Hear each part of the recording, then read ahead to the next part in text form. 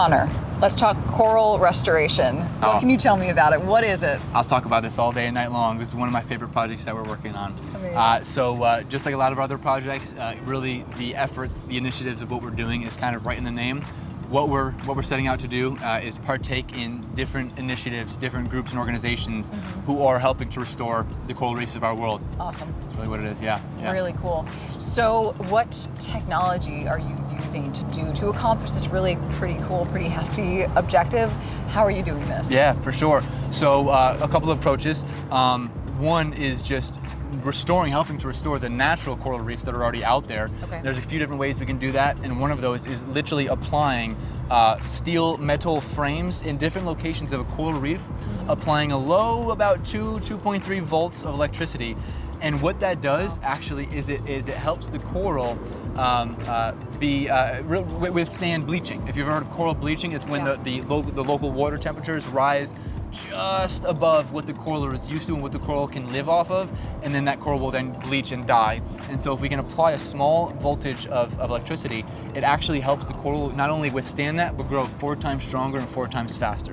That's really cool. Yep, and so that's one of the ways we're approaching it. One of the other ways we're approaching it is, once again, kind of a two-parter. The bottom of these SeaPods, we're going to be attaching 3D printed coral structures on each spar of your SeaPod, so your floating home is going to become a coral reef, home to immense amounts of biodiversity, which is very exciting. I love that. And beyond that, we're going to be kind of farming or protecting artificial reefs that are standalone, not part of the SeaPod, weren't already there, and we're going to be constructing from scratch artificial reefs, and we're going to be using 3D printing to do that. We're looking at different materials like concrete might be a potential one. Concrete's very durable and safe, okay for the submersive ocean environment. And so we'll be planting those coral reefs in different locations that will then be protected. Well, that's only the structures though. That's only the structures. So what we're doing is we're partnering with a couple local companies in Panama that farm things like sea cucumbers, algae, and polyps. So for anybody who might not know, polyps are the actual organism to coral. And so you plant these little polyps in different areas of the skeleton that will 3D print. We'll be 3D printing the skeleton structure, planting all of these polyps that we'll be farming, and then that is when you'll see over time, over months and years, the coral reefs start to grow and start to flourish. And then in steps in our biodiversity AI cameras where we can monitor that growth and make sure we're taking care of it. I love that. I love that integration with a lot of your technologies, kind of build and feed and work with each other. And more importantly, obviously, unlike a lot of developments, you're actually not only preserving the environment, but kind of leaving it better than you found it. Better than we found it. Which is really cool. And I love the idea that you can have this cool, our word of the day is symbiotic. Symbiotic, yes. Symbiotic relationship by living your artifice that you live in, that you dwell in, can be helping to support the habitat around it. Yep. Which is really, really special. Yeah, no, we're super pumped. There's a couple organizations too I would love to call out that it looks like we're going to be working with and partnering with. The Caribbean Coral Restoration Organization, Coral Restoration Foundation, one of the world's most active and biggest nonprofits. They're based right over in Key Largo.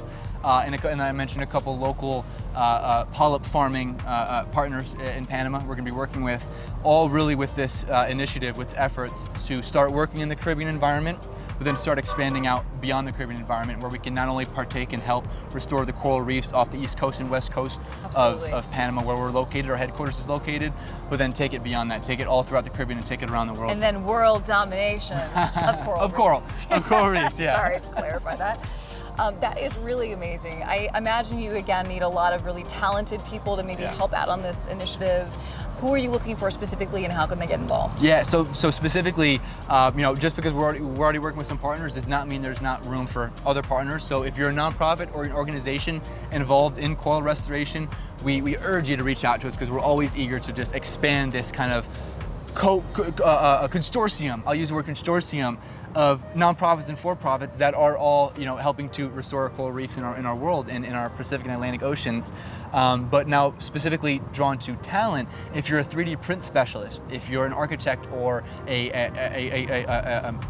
concrete engineer, if you're a chemist or marine biologist, big time, especially for our polyp farming, we definitely want to have marine biologists on board. And so if you're any of the above or something that you may see yourself bringing to the table, some skill set or experience that you may have that can help us push along these coral restoration projects, we urge you to reach out. Amazing, awesome. So oceanbuilders.com, and you can help us restore our reefs. Yep, we have an application button there, and you just submit your information.